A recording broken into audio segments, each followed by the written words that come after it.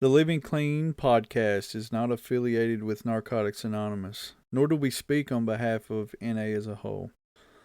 We are simply members sharing our personal experiences and perspectives in recovery based discussions.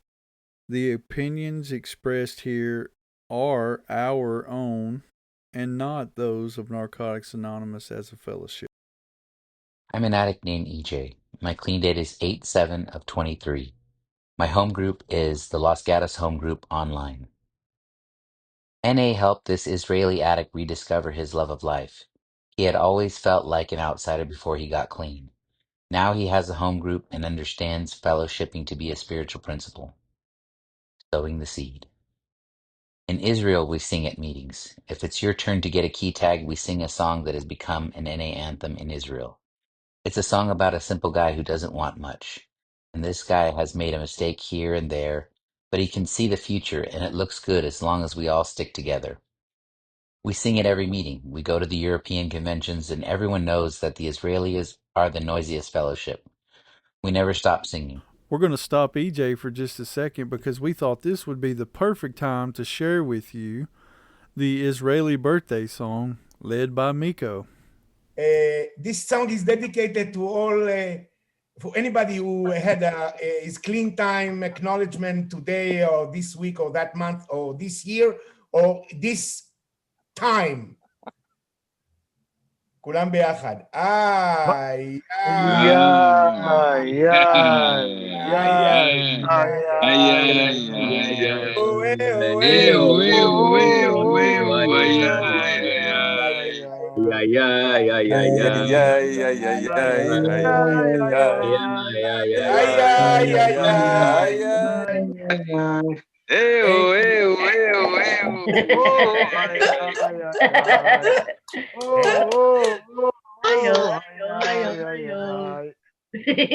יופי.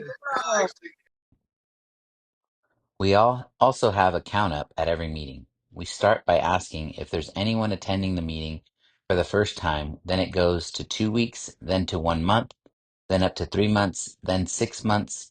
It can go on and on up to 20 years.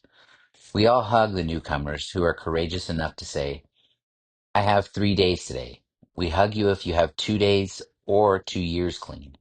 We recruit newcomers to do small group tasks. A group may have 12 officers. One newcomer makes the coffee, one brings the cups, the other opens the room, and the other one closes it. In my first 3 months clean, I was a key holder. I didn't actually open the meeting, but I held the key until the trusted servant who opened the meeting came. This was so important to me because it showed me that I belonged. From my early childhood, I had felt like an outsider. In elementary school, I was never invited to parties and had no friends. I became a real troublemaker. If I couldn't get love, at least I could get attention. At home, I felt as if I was standing in my parents' way. My parents were busy with their careers and did the best they could. I grew up with caregivers who took care of me during the day, and I joined my parents when they returned from work.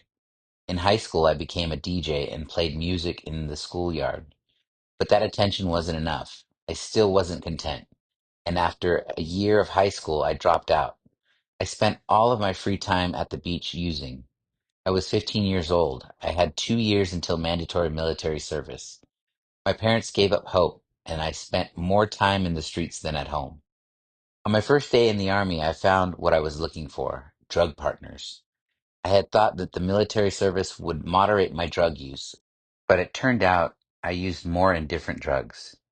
It didn't take long to realize I wanted out of the military. I went to an army shrink and told him I was having nightmares. I was so high I can only mumble, and I was sent to a psychiatric hospital for observation. It was an open hospital, so I received no medications. I was there during the day, and in the afternoons I left to hang out with my friends to get high. 2 months later, they discharged me. I was free. I took the first flight to Amsterdam. A friend picked me up from the airport, and on the way to the house, he offered me heroin. I told him I didn't do heroin. I only do cocaine. Ironically, a year later, heroin was my favorite drug. I was homeless, no job, no food, but as soon as I put my hands on money, I spent it all on drugs. At night, I went to the marketplace and took leftover food from the garbage. I slept in an empty apartment with no heat or water, but I was sure that I was on top of the world. 6 months later, I was back in Tel Aviv selling drugs. I thought that I was an important man. I justified my actions by telling myself that I needed to sell drugs to keep my habit. In recovery, I realized that one of the reasons I sold drugs was to keep people around me. Eventually, I was beaten, lonely, and alienated. I felt like a failure, and worst of all, I wasn't ready to stop using. A using friend suggested we go to an NA meeting. He told me that NA was a group of addicts who met together and helped each other. At that time, there were only 7 NA meetings a week in Israel, and they were all in Tel Aviv. The only reason I went to that first NA meeting with my friend was because I knew that we were going to go out to buy more drugs. There were 40 or 50 people at that meeting, some with whom I knew. This was the first time in my life I saw junkies who had stopped using. I didn't believe that this was possible. I went to another meeting a few days later and I saw people laughing and enjoying themselves. But I was not ready to give up. Today I know that a seed was planted inside me at those meetings. I started to believe that there was another way. People used to tell me, "You've got so much potential." I didn't want to hear about going to school, having a steady job, or building a family. I never completed anything. I love NA because it's a spiritual abstract and endless. We don't measure recovery by our accomplishments. We do the best we can each day. It took me another 10 years of pain and suffering before I was ready to surrender. I lost all my friends and stopped coming with my family. I isolated myself to the point of not even answering the phone. I stopped functioning as a dealer. I stopped eating and let my personal hygiene go. I slipped into a long period of deep depression. The only thing I did was stay home alone and use drugs. There I was, a guy who loved his life, loved to party, loved company, suddenly thinking about ending it all. I felt like there was no hope, and that was the biggest shock for me. I went to an NA meeting. It was summer. The room was hot, but I was shivering wearing a heavy leather coat. There were only 2 other people there, and they were arguing about how to set up the meeting. It almost came to blows. I knew from my previous experience that NA was much more than this incident. Deep inside me, I knew that NA could save my life. Soon, people came, and even though I didn't know anybody, I felt like I was among friends. Someone reached out to me, and I joined him in another meeting that night. Those first meetings were very significant. I kept coming back and stayed clean. At some point, I understood that if I wanted to stay clean this time, I had to make a decision to keep an open mind and get involved. I really wanted to be part of the fellowship. Today, I know that the fellowship is a spiritual principle. During my first years in recovery, I used to go to a meeting in an Arab neighborhood not too far from my house. At this meeting, Arab and Israeli members spoke in Hebrew and shared about recovery from addiction. When it comes to NA, there are no politics involved. We sit in meetings together, we serve together, we celebrate our recovery together. I choose a home group and committed myself to that group. I took a service commitment. I opened the meeting space, cleaned the floors there, and got it ready for the meeting. Today I'm still part of that same home group. It's a place where people can find me, and I know that I can find my friends there too.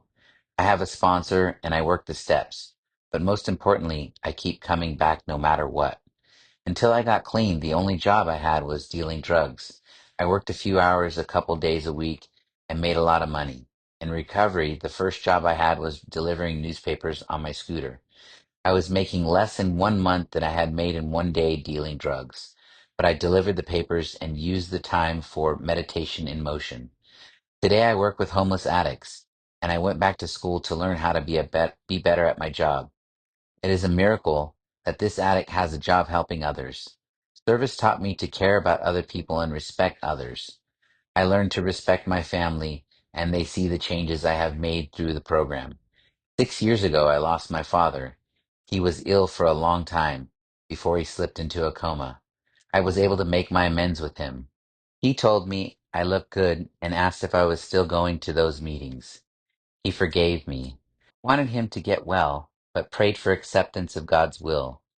When he died, the pain was so strong I could not stop crying, and seeing my mother hurting as well was devastating.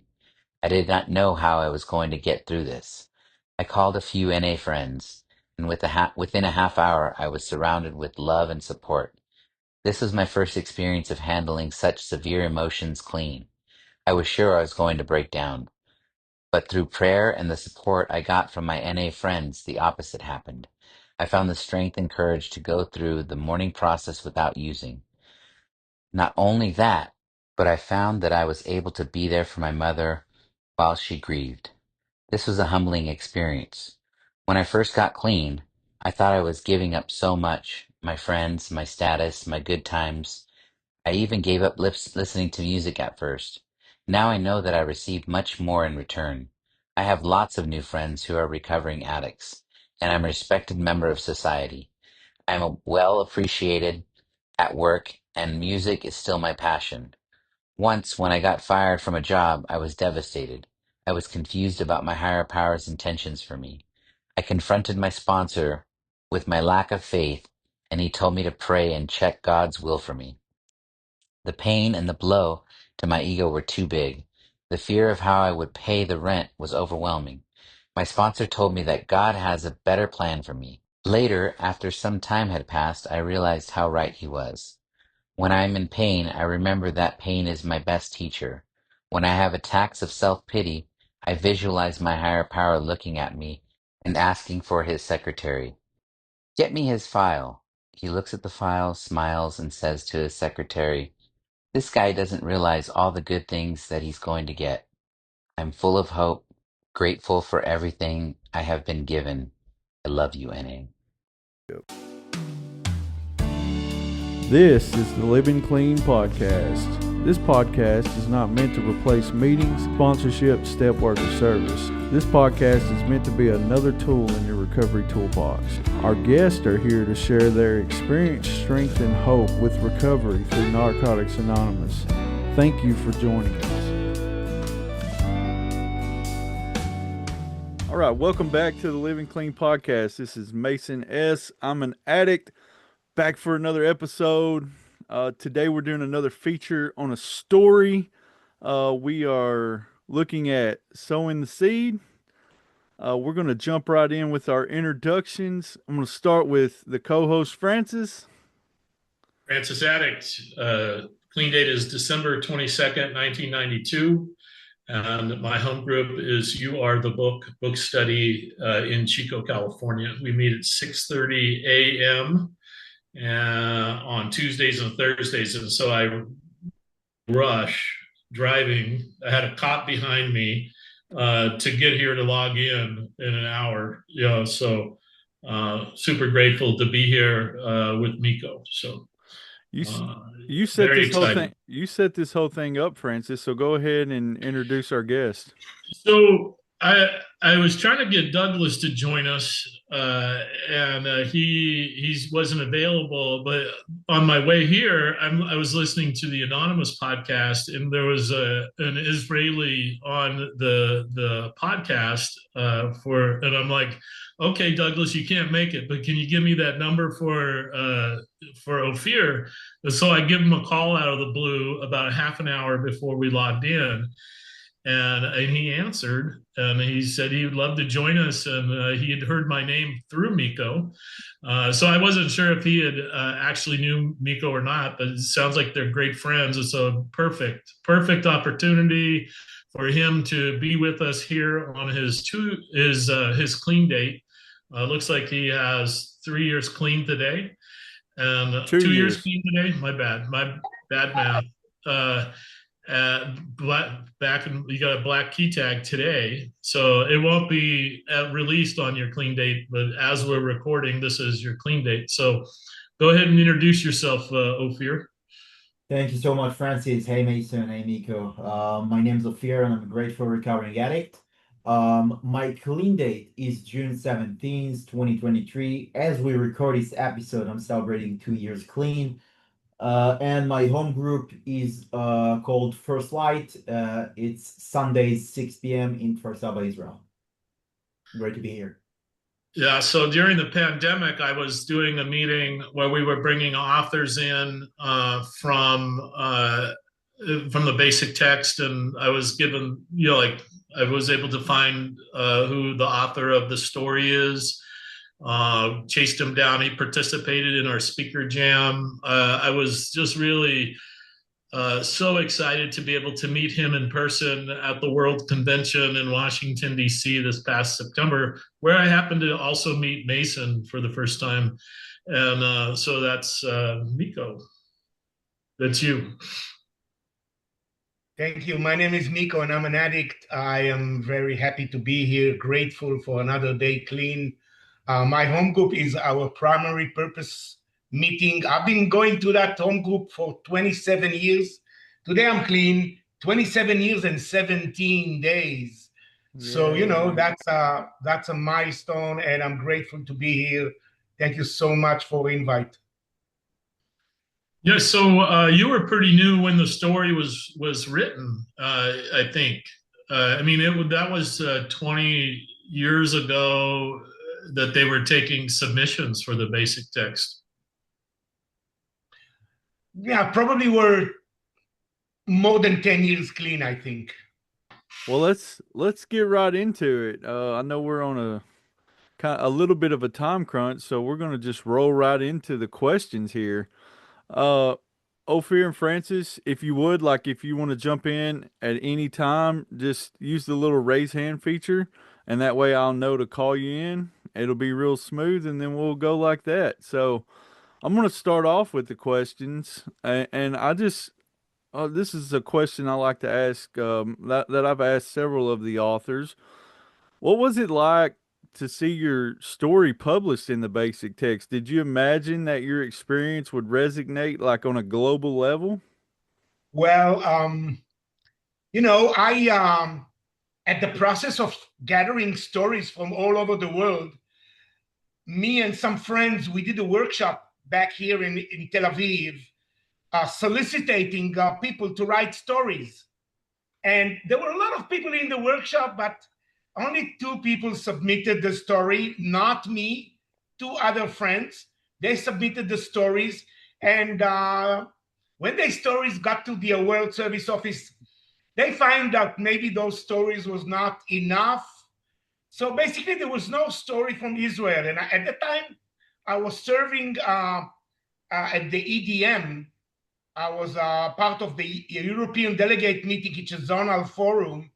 And I remember I met people from a World Service Office who were managing the project, the New Stories project, and they told me, "Listen, we gotta have a story from Israel. How about you taking the story?" And I said, "I don't know why now. Well, all those things." And eventually, they scheduled a meeting with me with a writer, and he called me, and it was a three sessions of phone calls, and he recorded the phone calls. Eventually, he wrote something. He sent it back to me, and actually, I didn't really like it. It felt like it's not me. So I jumped in and I did a real strong effort because English is not my native language. And I did a real effort and I rewrote the story. I took some of the story he wrote and I added some things. Eventually, I had a story that I was very comfortable with, and I sent it back to the project manager, and there we go. Ophir, you got a question? I got a story to tell about the Okay. first question from my perspective.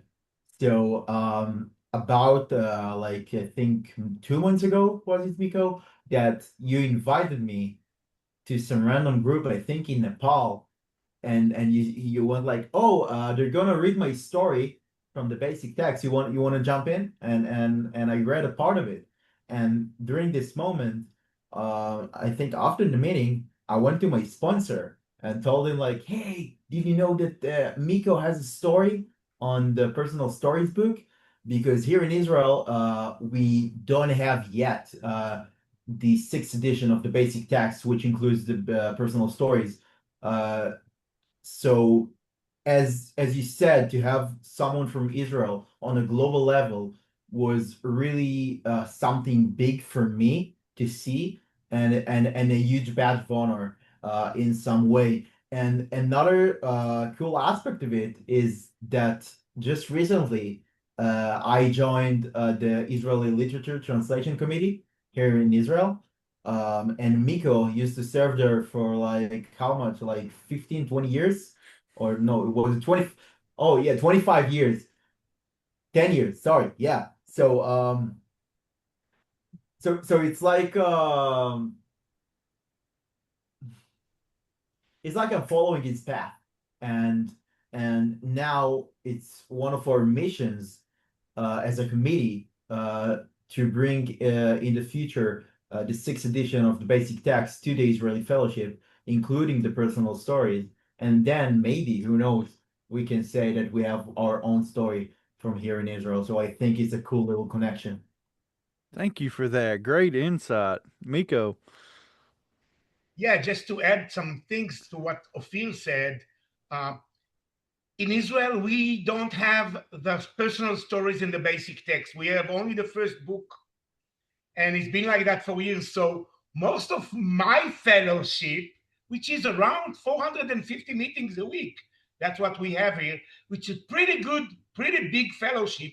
Most of my fellowship doesn't know that that there are personal stories, and definitely don't know that my story is in the book. However, when I travel around the world, usually in the United States, people say, "Oh, Miko, this story is there." And I remember, before going to your question, Mason, before the story was published, I remember my sponsor told me, "Are you ready to be the guy who goes into a meeting and they're gonna say, 'Oh, this man has his story in the book'?" And I said, "Sure," but it never happened in Israel because people don't know that there are personal stories. So I really keep it in humble and modest, in a modest way. Yeah, well, you have to, like you said, you have to travel a long way before somebody realizes that you have a story because it's not published in your own language at this time yet. Francis, It's a good thing Ophir is the only listener of the Living Clean podcast in Israel. can you take us back to the moment, Miko, that you first realized NA might actually be something different, something that could help? Because in the story you said you didn't believe this was possible. So what changed? I never believed that I'd be able to be clean. I never Yeah. thought that I would live without drugs. Let's start from that. And then as soon as I surrender and I just let go and let this process take me wherever. That was amazing, man. That was amazing. And I'm still amazed that uh life, God, the universe, whatever you want to call it, the NA program, still is taking me to places that I'm still surprised. You mentioned singing at meetings, and we even listened to a little bit of that before we started recording. But you had singing and a culture of hugs and celebration in Israel. How do you think those traditions helped shape your early recovery? It helps a lot to feel comfortable because they sing, they loud, they're very open.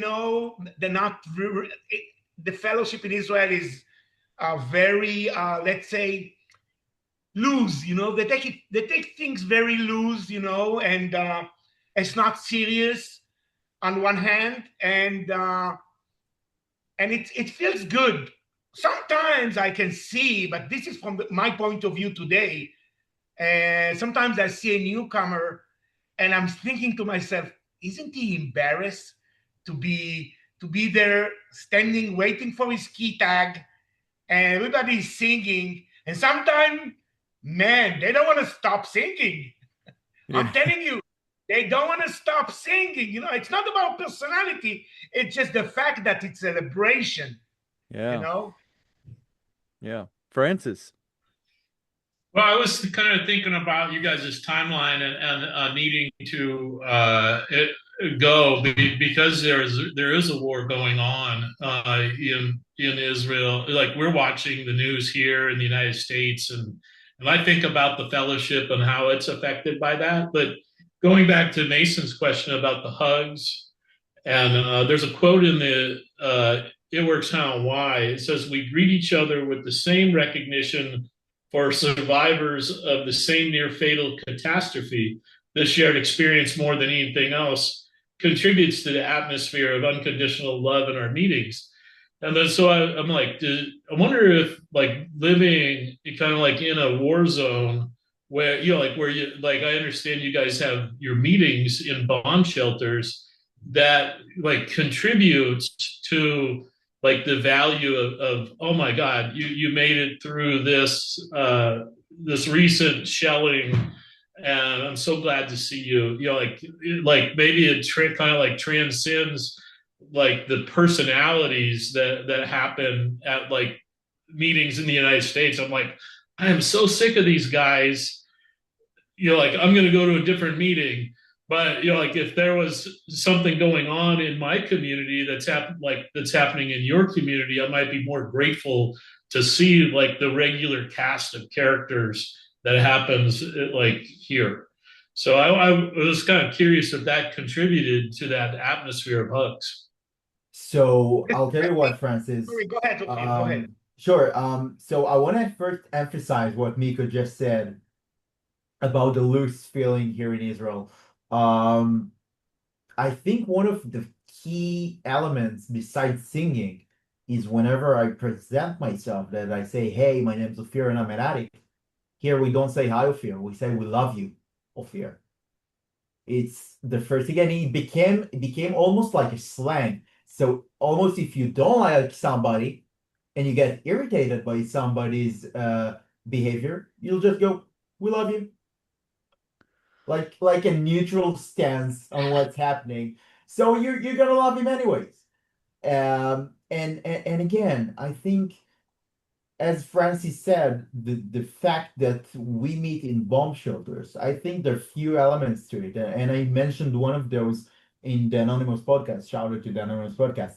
There's an element of surrender when we literally have to walk down the stairs to ask for help.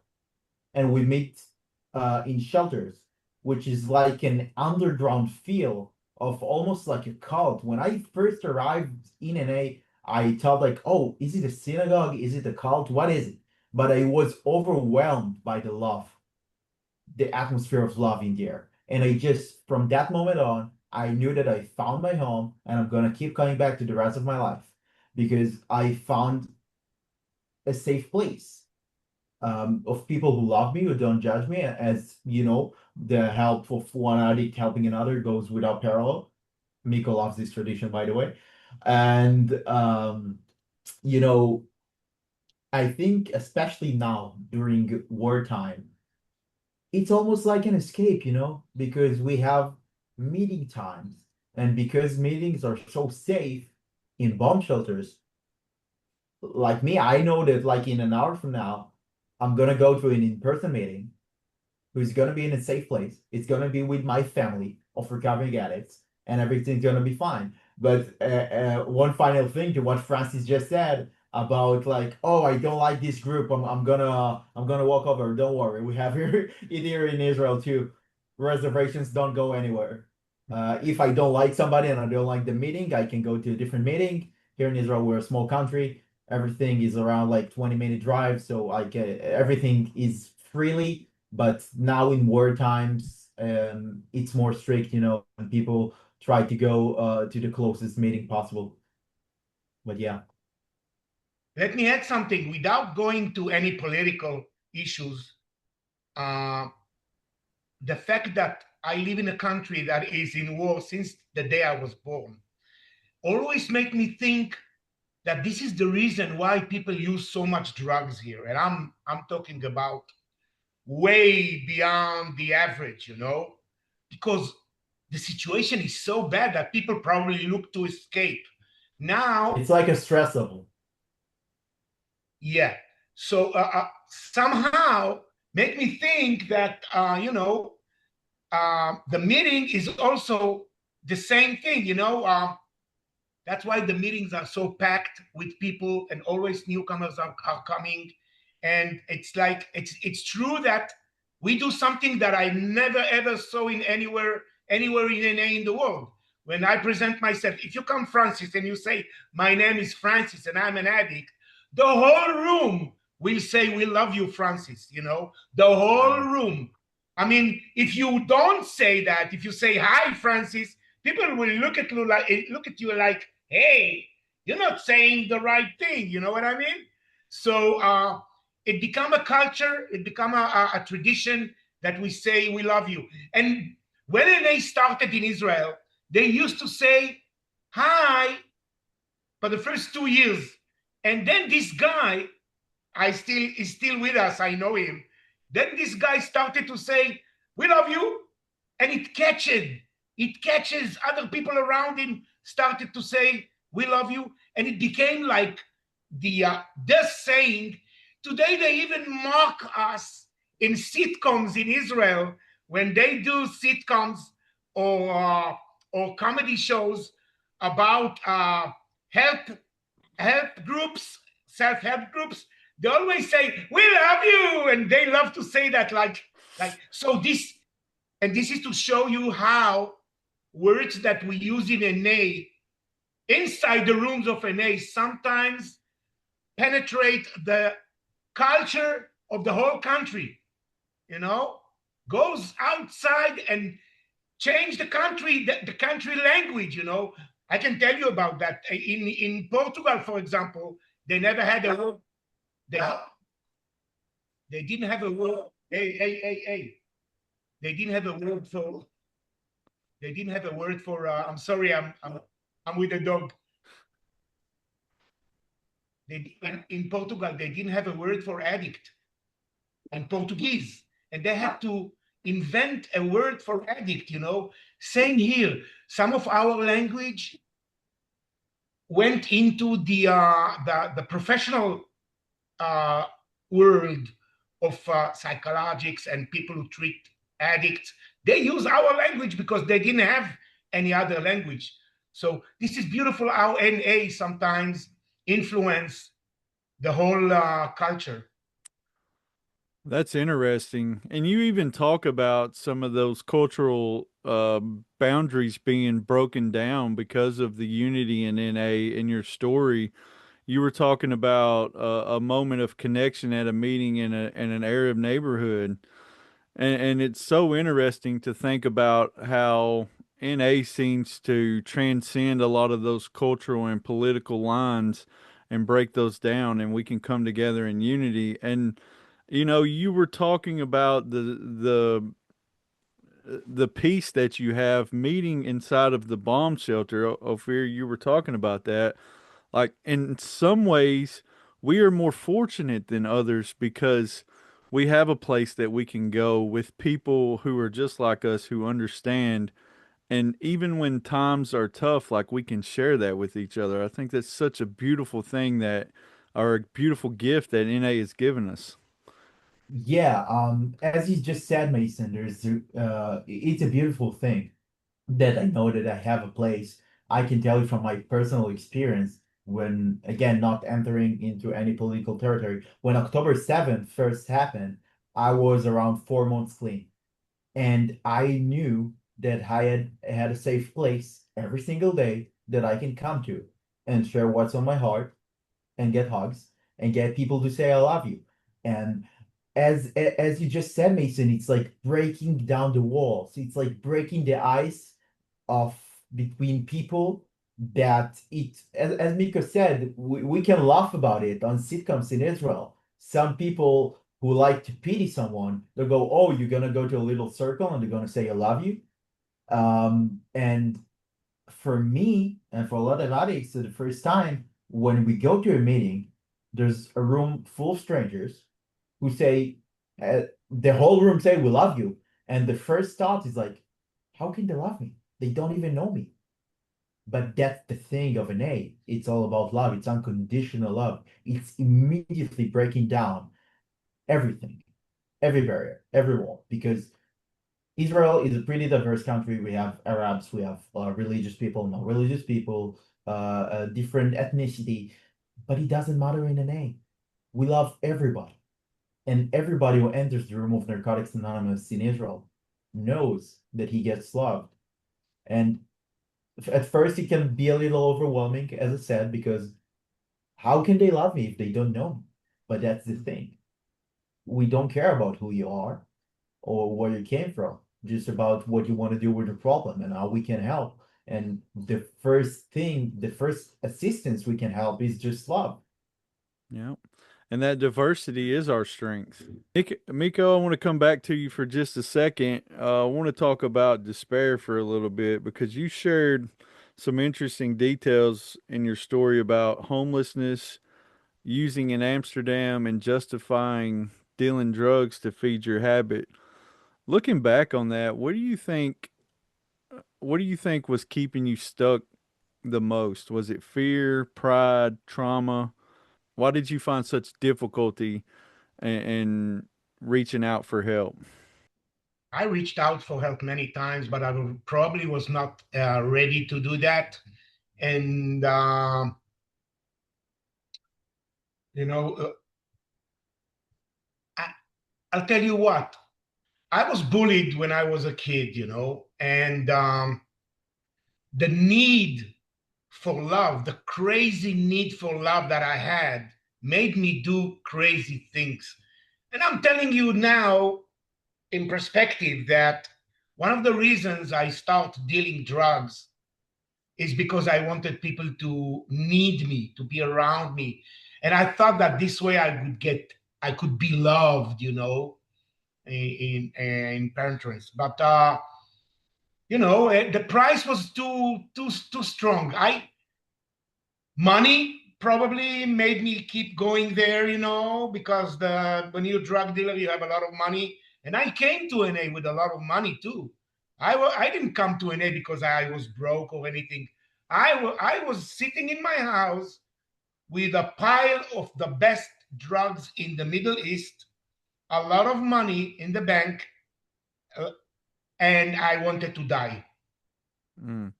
I was there sitting and I was saying to myself, what the hell? What's going on here? I have everything people wish to, and I want to die. And I was so miserable. I was so miserable. And in the story, I also mentioned that I went to deliver newspaper, and I was earning in 1 month what I was earning in 1 day. And it took me years to learn to work. It took me years to learn to uh, have some discipline, wake up in the morning, work in a team, be able to be part of a team of people who work together, So, yeah. Let's talk about your introduction to NA. Like, what was your first introduction? How did you hear about it? And maybe just take us up to the first time that you actually go to a meeting. First NA meeting I was using with a friend. His name is Danny. He's still with us. He just celebrated 38 years. Wow. And he took me, he said, I was using with him, and he said, Miko, I don't want to use anymore. I'm fed up. Let's go. There's a meeting. That was 1988. NA was 4 years old in Israel. And I went to a bomb shelter, and there was like 40 people in the room. It looks like the room was packed. I didn't know anybody. Maybe I knew one guy because he was a celebrity in Tel Aviv, but I didn't know anybody. And I was there because I knew that at the end of the meeting, I'm going to go and use again with him. I was not ready to go and get clean, But this is the first time. Then I came again, I think 3 months later. But I knew that the seed was planted at that moment. Danny sowed the seed. It's probably God, probably God did it, but Danny sowed the seed. And it took me years of coming and going, coming and going. I never got 1 month clean, never ever. For 6 years, I went to NA and I stayed clean 10 days, 2 weeks.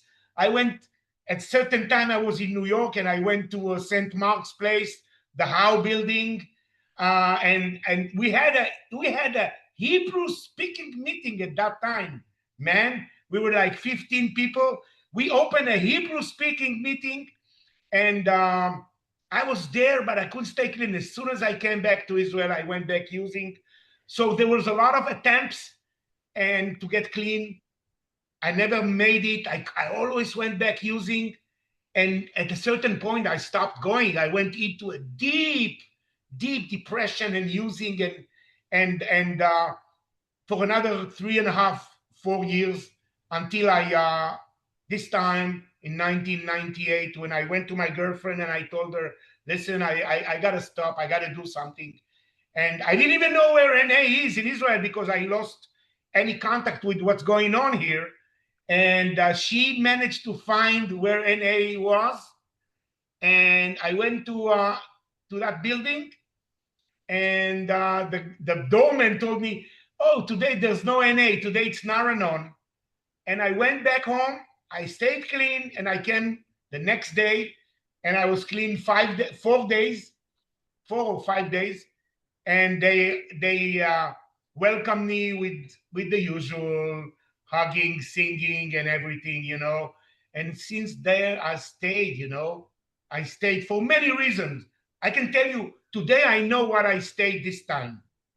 Yeah, it's just wonderful what Miko just said, and it's so inspiring. I wanted to just add a fun little insight.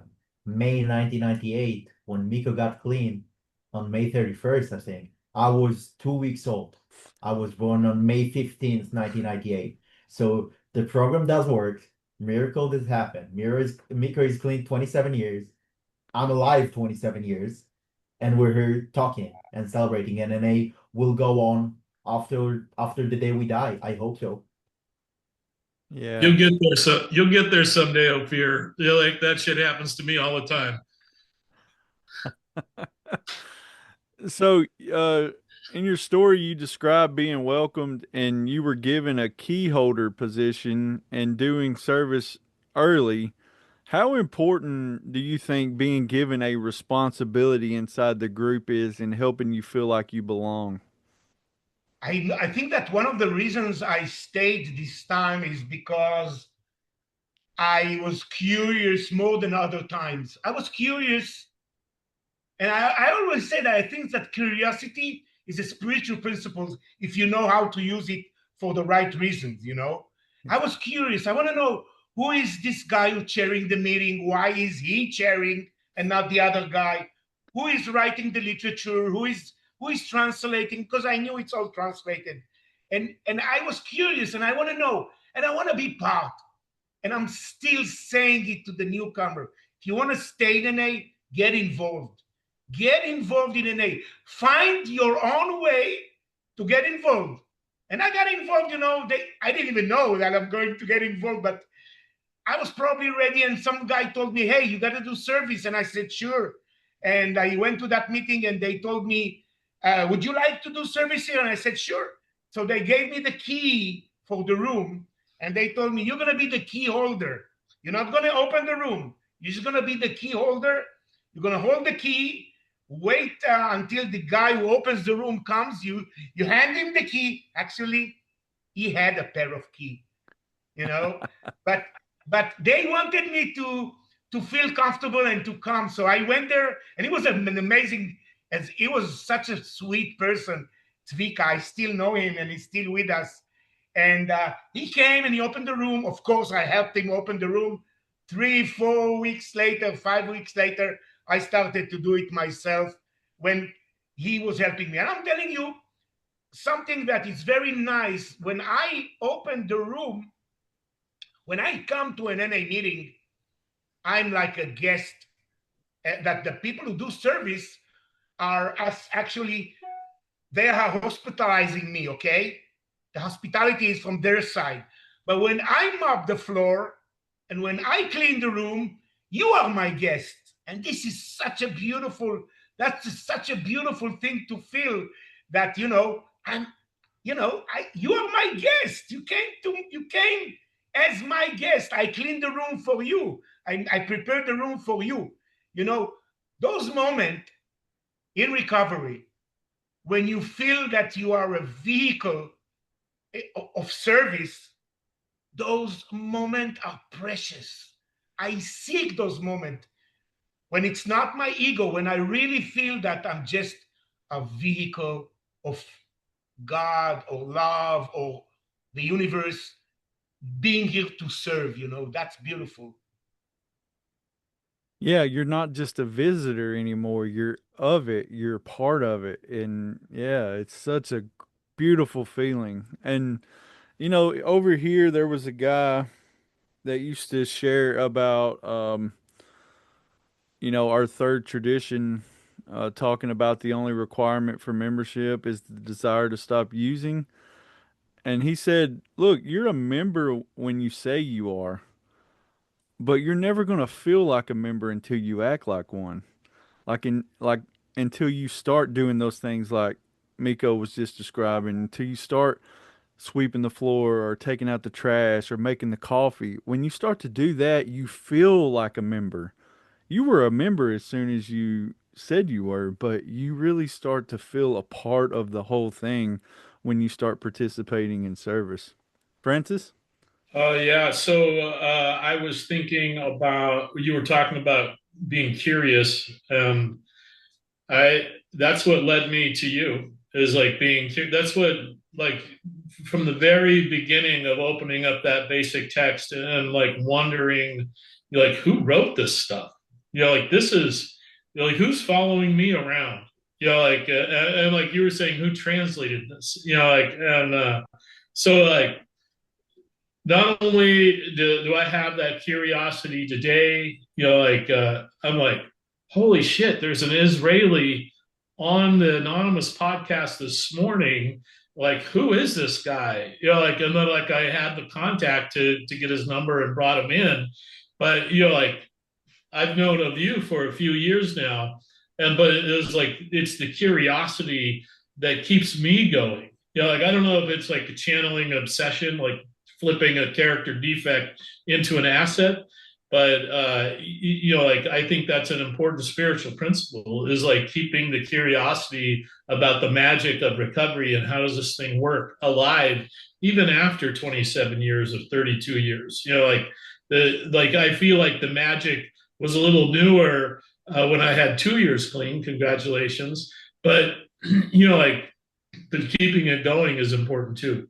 I was going to ask about the atmosphere of recovery. Mason was just talking about the atmosphere of recovery in the third tradition.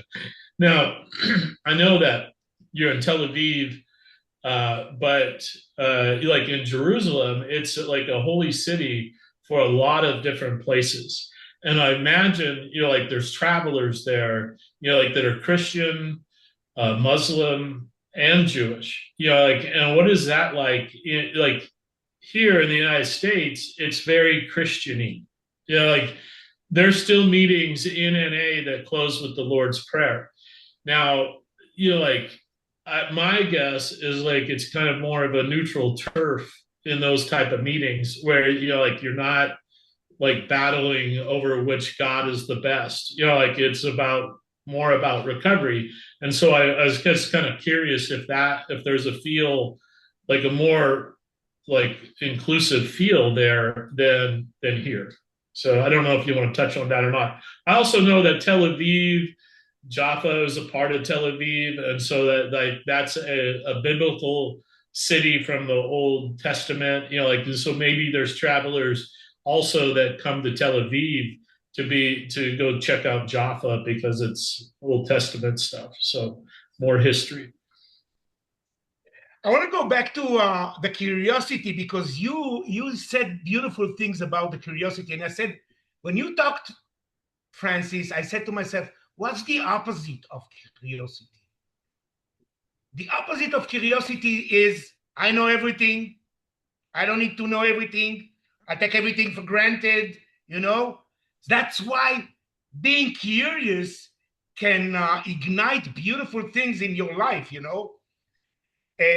For the next thing that you talked about, Tel Aviv, Jaffa is big, one big city. It's not separated, it's all together. I remember going to one night to a meeting in Tel Aviv, one night to a meeting in Jaffa, and seeing the same people, at the meeting, you know. So there's no big change, really, because this is beautiful coexistence. And as you said, uh, we also know that Narcotics Anonymous has touches of Christianity there, you know. But I can also tell you that people mentioned some Kabbalah, that they find out beautiful things from Kabbalah somehow integrated into our program, and also Buddhism. You know, there's so many. This program is eclectic, as we say. You know, this program is eclectic, and it's also eclectic, but it has no boundaries. That's why I got attracted also, because you know I didn't have I didn't need an intermediary or an agent to find my higher power. You know, I could find my higher power by myself. I didn't need an agent for that. You know, Right. so that's beautiful. That's what attracted me also.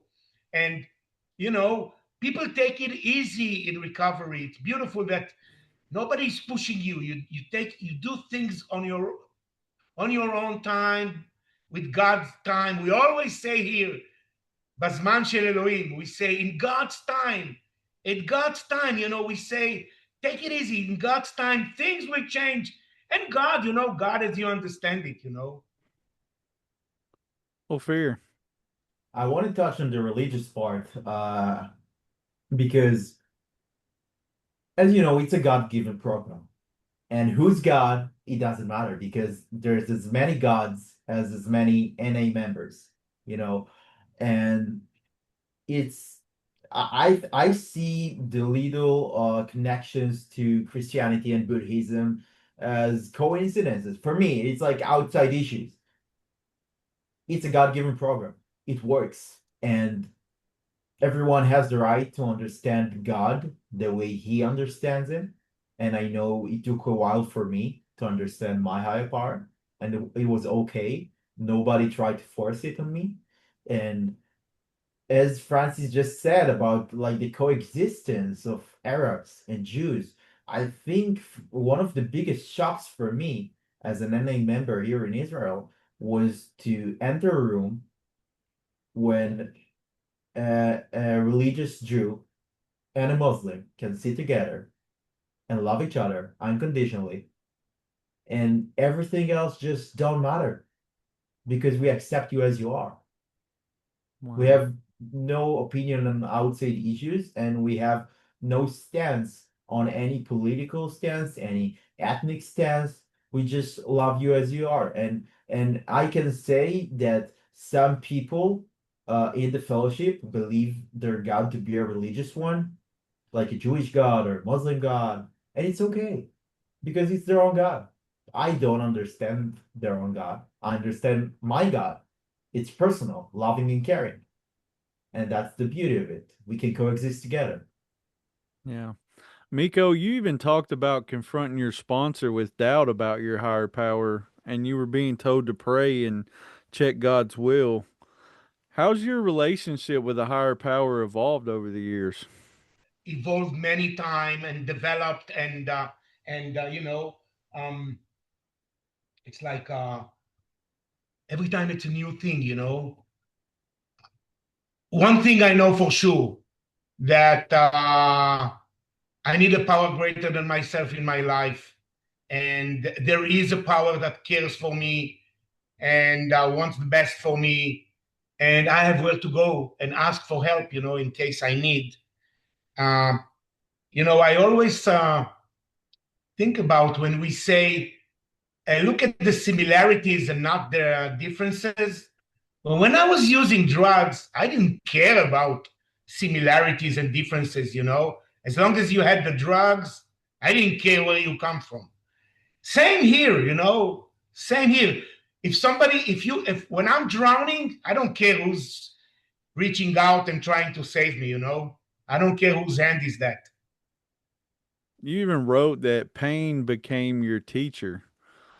Is there anything that stands out like an example of where something painful turned out to be like a blessing in disguise?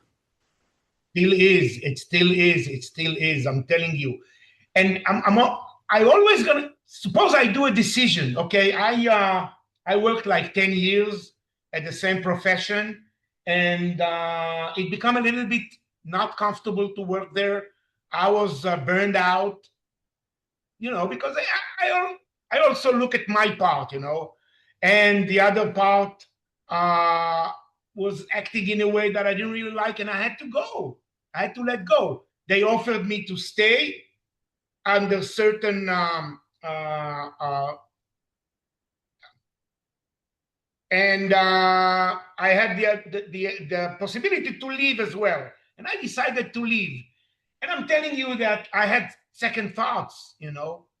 Once you do, we are addicts. We always have second thoughts. We do a decision and we have second thoughts. Oh, maybe I shouldn't do that. I should have done that. And my sponsor told me. I remember my sponsor told me, when you make a decision, stick with that decision. Just stay with that decision. And in case you find out that you made a mistake, you can always correct it. Pain is one of the best teachers. Unfortunately, nobody comes to NA, wake up one day and said, "Oh, today I stop using drugs and I'll go to NA." No, no, no. We probably need to suffer so much in order to do that. So, and it still is. The level of the pain is different, and the way I handle the pain is different today as well. But pain is pain. Difficult challenges are difficult challenges. Today I can interpret them differently, but they're still coming, and they're still teaching me. There's always a lesson. There is always a lesson in anything that happened in my life. Always a lesson. If it's a good thing, there's a lesson to learn. If it's a bad things, that's a lesson to learn. If it's ugly, the good, the bad, and the ugly. Ophir, before I come to you, I just want to follow up that question real quick, Miko, while we're on that. Because in the story, you mentioned your father's death and that how NA helped you stay clean through the grief. Is that one of those situations that after the fellowship helped you get through that you started to realize that there's not a good excuse to go back to using, that you could get through anything and stay clean? Probably every challenge that I go through prepare me for the next challenge. I really look at that this way. Every challenge is a rehearsal for the next, because challenges gonna come. Yeah. Challenges don't stop coming. And sometimes I embrace them and I say, okay, let's see what this challenge is bringing. And sometimes they're painful, but challenges, they're always gonna come. I know that I was really surprised when all the fellowship. Uh, I was surprised how I was accepted and welcomed to NA. I'm telling you, I really was surprised, because we were a bunch of people. We used to go to the beach with the basic text, read the basic text every day in the beach, doing all those recovery things over and over and over again during the day. Some days were one long recovery meeting. I'm telling you, one long recovery meeting, just hanging out with those friends. People gave me their car for errands. People took me to their house. People came to my house and stayed with me. People used to call me every day to see how I'm doing. And I learned to do that later on. People took me to their committee to do service. I felt like I'm worthy. This addict is worthy. So I'm always surprised how I was uh, because I will never forget this very short sentence that is on our first step. We felt different, Yeah. and I felt different all my life since the day I know myself. And here I am. I came to a place where everybody feel different, but they still hug each other and love each other. It's like a sanctuary of wounded animals, or flowers without leaves. You know, Yeah. Ophir? I had a question for Miko. Um, Regarding what you just said about challenges like your father's death or having standing in a crossroads, like do I have to leave this job now or don't leave? In this kind of challenges, what leads you to take the risk and go to take the brave decision instead of running away? What leads you in these moments? I always consult before I do anything. I'm telling you, Ophir. I always consult. Eventually, I will do what I think is right. Sometimes it's not the right thing, but I still do it. But I always ask for your opinion. I talk with you. I talk with my sponsor. I talk with my friends, and I listen. Before I make a decision, and that makes the decision. That makes the decision making process a little bit easier. Yeah. Because it's not all under my responsibility. I heard different sides of the things also. I'm listen. I'm dealing with a mother, 105 years old. She is amazing. I went to visit her today. We are in a war. I think that she is the strongest person in the room, and but still, she's 105 years. And I know that this thing will end one day. We all know. And I even talked with her one day and I told her, because sometimes she goes, "Oh, I want to go. It's enough. 105. I had enough of this life." She's happy. But sometimes those moments comes when you are 105 years old. And I even told her one day, "Mom, if you want to go, go. I am okay. I have an A. You can go. I'm in good hands." Because sometimes old people, they linger because they care for us, their children's, so they don't want to go. What's going on with my kid? How can I leave him? So they linger into life. And I told her, of course, it's not in my hand; it's God's hands. But I told her, "Mom, you can, if you want to go, go. I am okay. I have my family. NA is my family." So so those challenges, and I'm scared. You think I'm not scared? I am. Fear doesn't go nowhere. What changes is the way I react to fear and how I act out on my fear. That's what changed in my life. I love that. Francis? Yeah, so like as we're winding down, typically we ask a question around the newcomer. Like maybe there's somebody in Israel, like that, like could be afraid, like because of what's happening there. Or maybe there's somebody curious, like in some other part of the world, like the United States, like about who are these people in the book, or like what is your message for the newcomer, that may have some curiosity, or that may be in fear, or whatever that looks like. What is your message to them? Maybe both of you. Well, fear. I have a very simple message. Just keep coming back. That's the only thing I did. And then everything fell into place shortly. I wanted to mention it earlier about the desire to stop using. I came to NA with 0 clean days, and Miko came to NA 10 years prior, his clean day, and he was still welcome, even though he was using. And I didn't want to stop using. I was living in the illusion that I thought that I could somehow control my using, and people still welcomed me, and nobody kicked me out. So it's a safe place. It's a home for everybody who can accept you for who you are. All you need to do is to just keep coming back regularly, and the miracle will happen. Bazman shel Elohim, in God's time.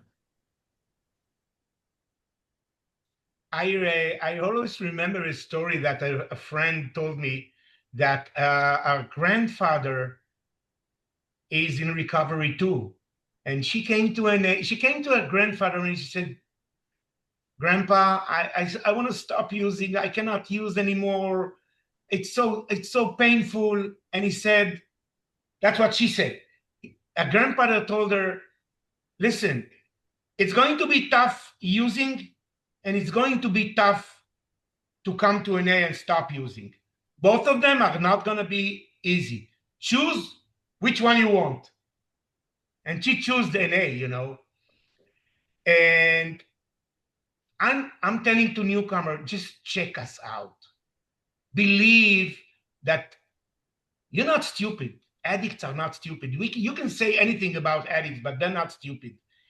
Check it for yourself. Check it for yourself, and see and appreciate those little moments that of serenity that you feel. I always say, when you come to your first NA meeting, you check us out. If you come to your second NA meeting, it's because you find out something good. That's why you came to the second NA meeting. We're not stupid. We're not going to the second NA meeting if we couldn't find anything good there. We still don't know what it is. But something beautiful happened at the first NA meeting that made me say, okay, let's go again. Let's go to the second NA meeting, So my message is, check us out and be open-minded and believe in yourself. Believe in what your heart is telling you, not what your head is telling you. Believe in what your heart is telling you.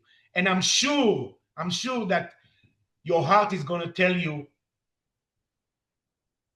keep coming back, stay clean, because your life might improve, The disease will always try to pull you back. So listen to your heart. I love that. And I think a perfect way to wrap this all up is you ended your story with "I love you, NA." And I think that's the perfect way to take it out, by just saying, "We love you, NA." And I love the fact that when I say I'm Mason, I'm an addict, you say what? We love you. We We love love you. you. Awesome. Aohavim So otcha, Mason. We love you. I That's in love Hebrew. I love it. Yeah. I think that's the tagline for the episode. Yeah. So I just want to thank our guests, Miko, Ophir. Thank you so much. Yeah, you guys are welcome back anytime. Ophir, congratulations on 2 years. Thank you so much, guys. Yeah, it's awesome. Thank you And so much for the invite, Mason, Francis. You're doing a great job. Thank you for the invite. That was an honor. That was beautiful. I got this feeling, that the spiritual feeling now, and thank you for giving me this beautiful moment right now. oh, it's our pleasure. And we will be back next week with another episode. See you then. Thank you for joining us on our Living Clean podcast. This is another platform that we can share our message of recovery, which is any addict can stop using drugs, lose a desire to use, and find a new way to live. Join that no matter what club. You can contact us through text. The number is 931-306-9364.